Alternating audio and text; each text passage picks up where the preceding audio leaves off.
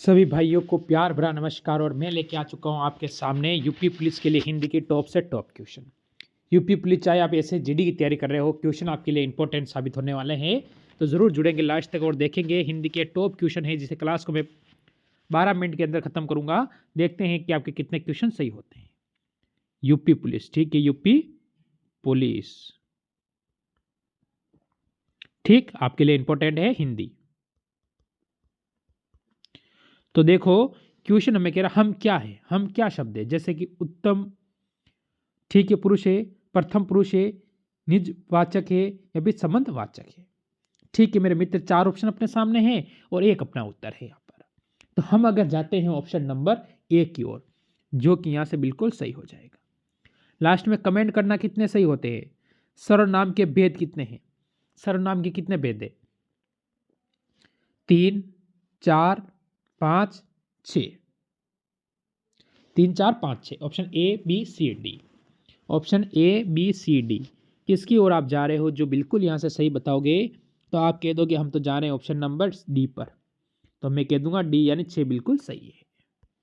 अगर आप आगे चले हैं क्वेश्चन नंबर 3 पर, यह कौन सा सर्वनाम है, यह में कौन सा सर्वनाम है?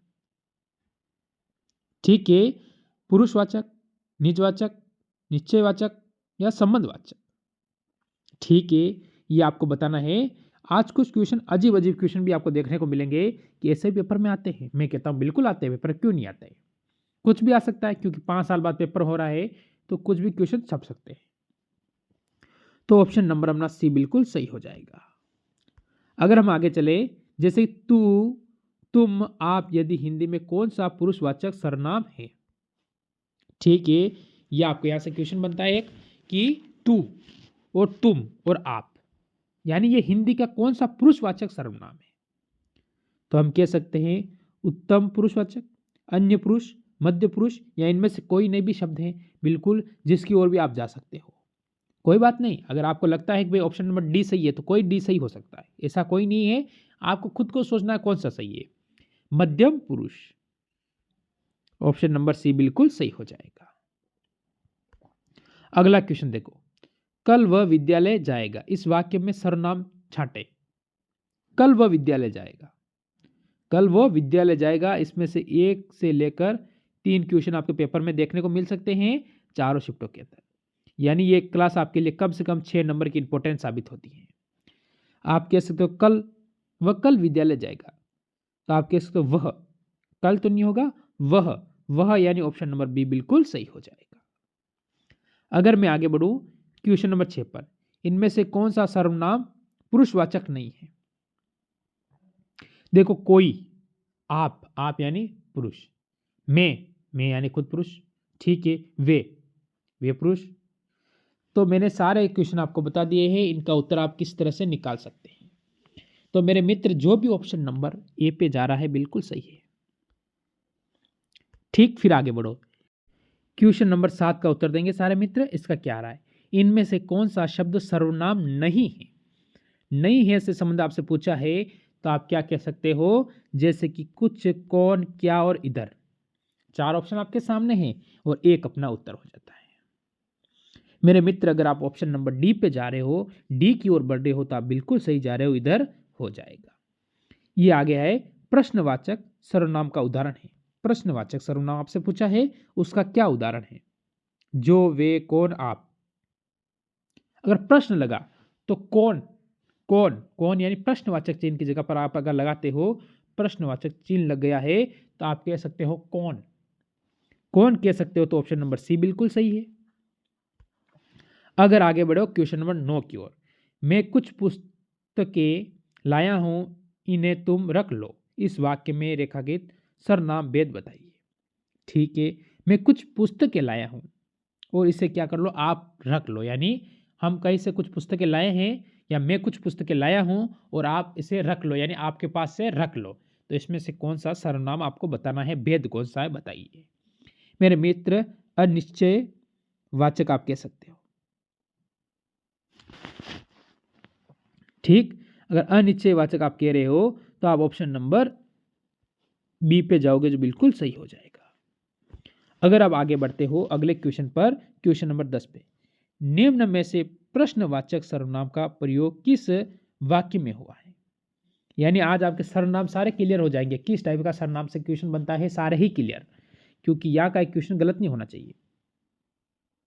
पर यह किसका घर है, तुम इधर बैठो, यह किसका घर है, मैं घर जा रहा हूं, यह घड़ी मेरी है। क्या आपका इसमें उत्तर होगा, यह आपको बताना है। तो आप कह सकते हो यह किसका घर है, यानी ऑप्शन नंबर बी आप यहां पर बिल्कुल सही बताओगे। अगर हम आगे चले, अगला क्वेश्चन, कुछ खा लो, इस वाक्य में कुछ कैसा सर्वनाम है, कुछ खा लो, कुछ खा लो, जैसे कि प्रश्नवाचक, कुछ खा लो प्रश्न का कोई उदाहरण नहीं आया इसमें। ठीक है, तो अनिश्चयवाचक सर्वनाम हो सकता है, निश्चयवाचक हो सकता है, निजवाचक हो सकता है। तो आपका इसमें क्या आ रहा है, किसकी ओर आप जा रहे हो। आप कहोगे हम ऑप्शन नंबर सी की ओर जाएंगे, जो बिल्कुल हमारा सही हो जाएगा यहाँ पर।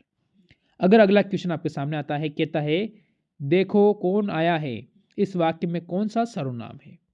देखो कौन आया है,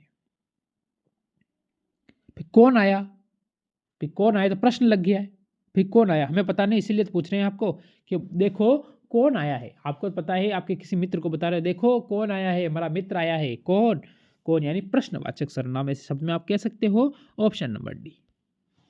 अगर हम आगे चले 13 नंबर क्वेश्चन में, मैं स्वयं आ जाऊंगा, स्वयं मैंने खुद आ जाऊंगा, स्वयं का मतलब होता है खुद, मैं आ जाऊंगा, मैं स्वयं आ जाऊंगा। ठीक है, तो आप इसमें क्या कहोगे, निज वाचक सर्वनाम, मैं स्वयं आ जाऊंगा, तो ऑप्शन नंबर आप यहां से बी बिल्कुल सही कह दोगे। अगर हम आगे चलें, क्वेश्चन का कहना है यह राम का घर है, इस वाक्य में कौन सा सर्वनाम है। यह तो राम का घर है,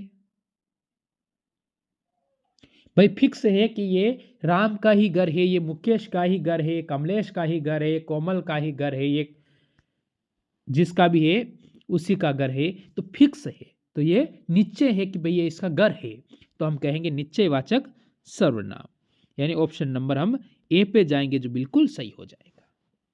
अगर हम आगे चलते हैं, देखो आप मेरे घर अवश्य पधारें, इस वाक्य में आप किस प्रकार का पुरुष में है। आप मेरे घर अवश्य पधारें, अवश्य का मतलब हो गया है मध्यम पुरुष, मध्यम पुरुष का मतलब ऑप्शन नंबर बी बिल्कुल सही हो जाएगा, डी नहीं बी है। ठीक है, अब बताओ इसमें निम्नलिखित किस वाक्य में अन्य पुरुषों का प्रयोग हुआ है। अन्य पुरुष का प्रयोग हुआ है, किस में हुआ है, जैसे कि मैं खेल रहा हूं, तुम सो रहे हो, मैं पढ़ रहे हैं, या फिर कौन आ रहा है। बताओ मेरे मित्र, बताओ इसमें उत्तर क्या होने वाला है।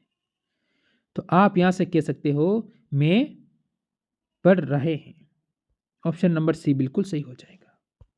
अगर हम आगे चले अगले क्वेश्चन पर, निम्नलिखित वाक्यों में किसमें उत्तम पुरुष प्रयोग हुआ है।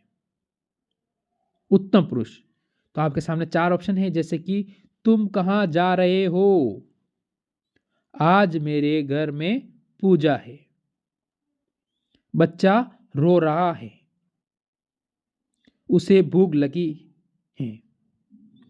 तो आप कह सकते हो आज मेरे घर में पूजा है, तो पूजा है तो ऑप्शन नंबर बी है। अब बताओ इसका उत्तर बताओ। राजेंद्र बाबू हमारे प्रथम राष्ट्रपति थे, तो राजेंद्र प्रसाद भारत के प्रथम राष्ट्रपति थे, आपको पता है कि नहीं है सभी को, यानी जीके का क्वेश्चन भी क्लियर हो जाता है। आप वस्तुएं दूसरे गांधी जी थे। ठीक है, इस वाक्य में आप क्या हैं, आप क्या है, आप किसके लिए हुआ, मध्य के लिए हुआ होगा ना। मैं पहले बताऊं, जो आप शब्द हुआ किसके लिए हुआ, मध्य के लिए हुआ है, तो ऑप्शन नंबर बी हो जाएगा, सॉरी ऑप्शन नंबर सी हो जाएगा इसमें, सी। ठीक, फिर अगर हम आगे बढ़ते हैं, क्वेश्चन कहता है जो शब्द सभी संज्ञाओं के बदले उसके स्थान पर प्रयुक्त होता है उसे हम क्या कहते हैं। सभी संज्ञाओं के बदले जो शब्द प्रयोग होता है हम उसे क्या कह सकते हैं। आप कह सकते हो उसमें संज्ञा, सर्वनाम, विशेषण या क्रिया। मेरे मित्र, संज्ञाओं के स्थान पर जो शब्द प्रयुक्त होता है उसे हम सर्वनाम कहते हैं, यानी ऑप्शन नंबर बी कहते हैं। अगर हम आगे चले 20 नंबर पर, निम्नलिखित में से कौन सा शब्द प्रश्नवाचक सर्वनाम है? कोई, आप, यह, कौन।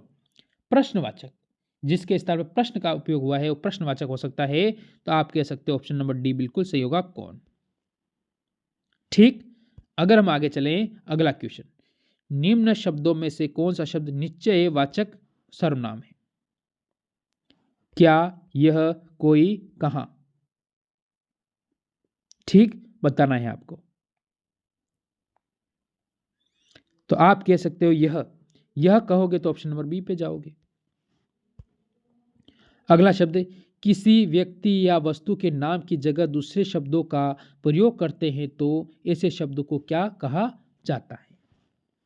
ठीक है, किसी व्यक्ति या वस्तु के नाम की जगह दूसरे नाम या दूसरे शब्द आप कह सकते हो प्रयोग करते हैं। जैसे कि किसी व्यक्ति है, कोई वस्तु है, उसकी नाम की जगह दूसरे शब्दों का हम क्या करते हैं, प्रयोग करते हैं, जो कि ऐसे शब्दों को हम क्या कहा जा सकता है या क्या कहते हैं, ये आपको बताना है।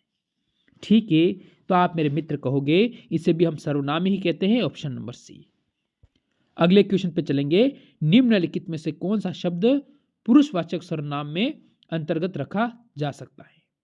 ऐसा कौन सा शब्द है जिसे हम पुरुषवाचक सर्वनाम के स्थान पर रखा जा सकता है? जैसे कि राम, यह, हम या कोई नहीं।